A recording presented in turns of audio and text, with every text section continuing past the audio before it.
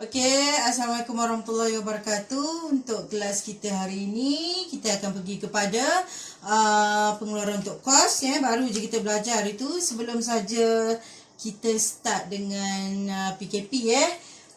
So, saya ingatkan balik dalam menyediakan penyata kos pengeluaran ataupun nak menyediakan penyata pengeluaran, melibatkan kos bahan mentah, kos buruh, belanja langsung dan juga kos overhead. Yang ni saya kata dia senang. Sebab apa senang? Kita just tambah saja. Kecuali kos bahan mentah ataupun nama lainnya adalah kos bahan langsung. Cuma saya nak ingatkan pada awak dalam soalan penyata kos pengeluaran ni dia ada tiga situasi. Kalau soalan tu bahagian B, sama ada 4, 5 ataupun 6. Biasanya soalan tu dia tak ada kerja dalam proses. Okay. So nak cari kos pengeluaran ikut saja pada format yang saya dah bagi sebelum ni.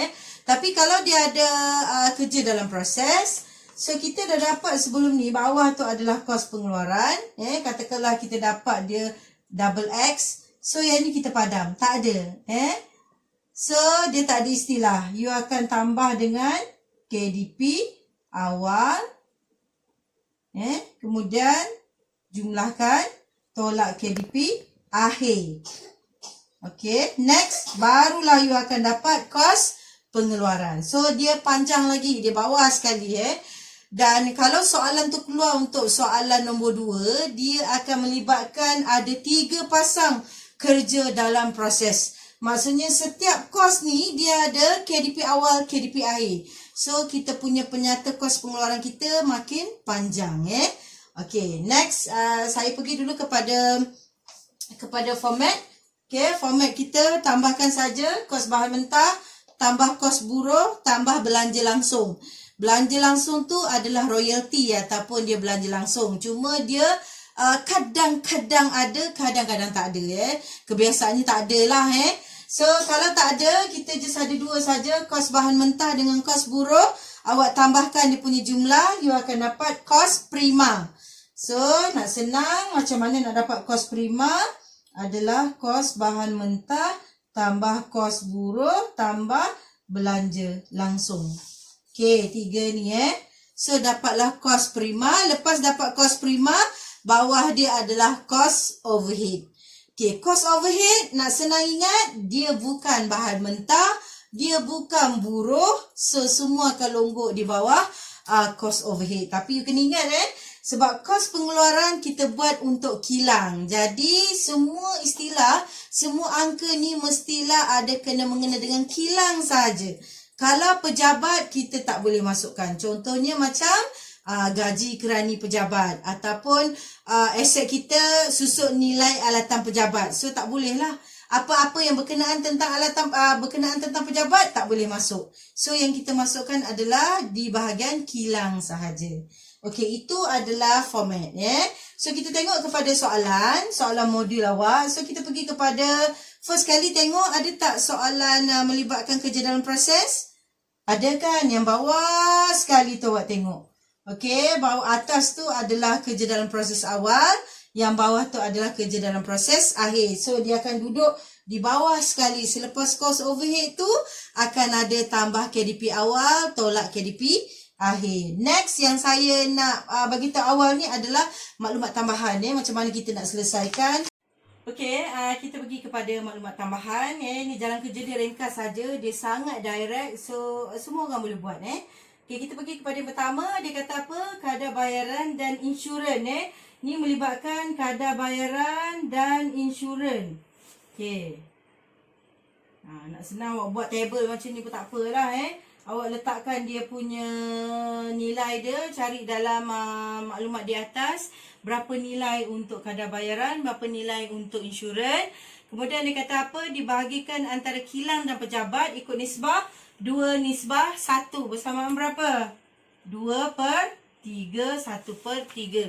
Saya kata tadi apa? Kita buat untuk kilang. So bila untuk kilang, tak payah tengok yang untuk pejabat. So awak masukkan saja 2/3 daripada kadar bayaran berapa, insurans berapa. So terus dapat dia punya jawapan sini.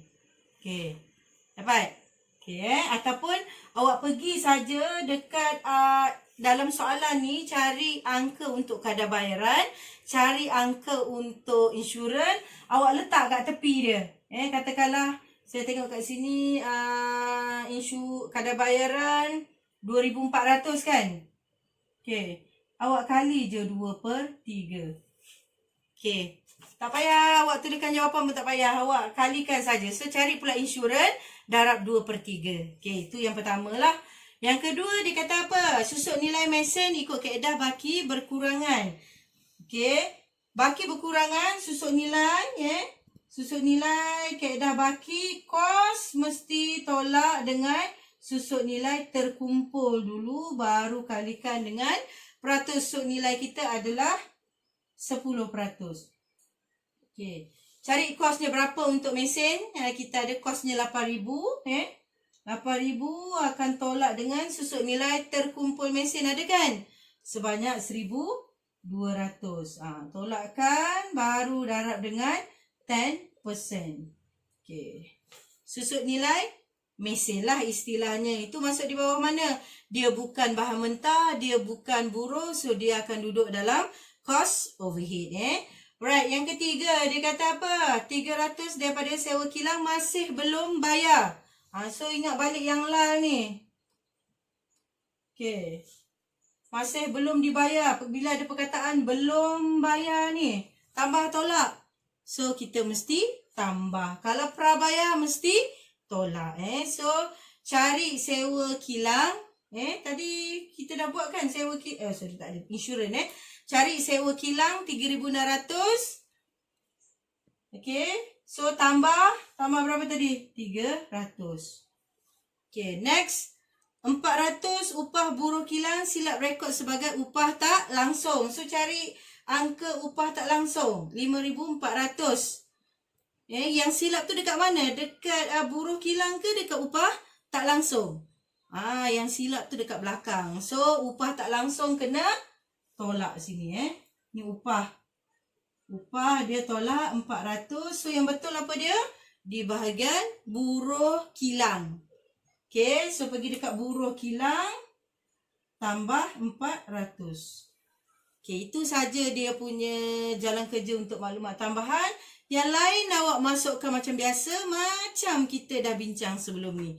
So nanti saya akan bagi berapakah total untuk kos bahan mentah, kemudian kos buruh. Next adalah kos prima. Last kali. Okey, soalan kedua, dia suruh awak sediakan akaun perdagangan bagi tahun berakhir bila sama ikut saja pada soalan. Yang ni sebenarnya saya nak tunjukkan dekat mana duduknya kos pengeluaran yang kita dah buat dalam soalan A tadi.